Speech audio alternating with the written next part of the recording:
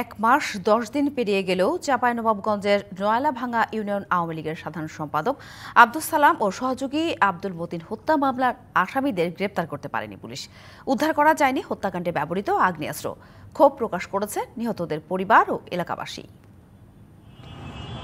গেল ২৭শে জুন চাঁপাইনবাবগঞ্জের শিবগঞ্জ উপজেলার রানীহাটি কলেজ মোড়ে বোমা হামলা চালায় দুর্বৃত্তরা। পরে চারদিক থেকে ঘিরে ধারালো অস্ত্র দিয়ে কুপিয়ে ও গুলি করে হত্যা করে জেলা পরিষদের সদস্য ও নয়ালাভাঙ্গা ইউনিয়ন আওয়ামী লীগের সাধারণ সম্পাদক আব্দুস সালাম ও তার সহযোগী আব্দুল মতিনকে।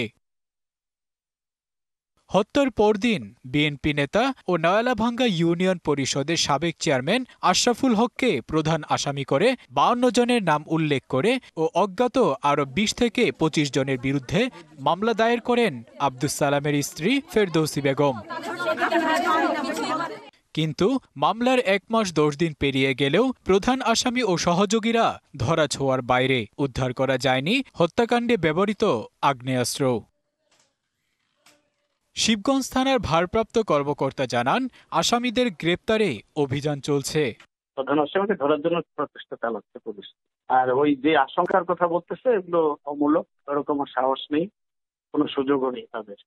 এলাকাবাসীর অভিযোগ, আসামিরা প্রভাবশালী হওয়ায় গ্রেপ্তার করছে না পুলিশ। বিষয়টা ভালো লাগে না, এখনো তো ধমকি দিয়ে বেড়েছে।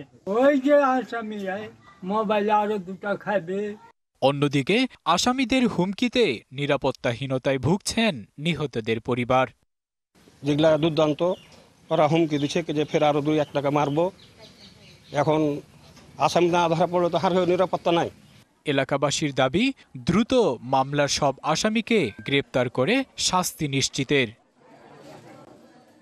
DBC news desk.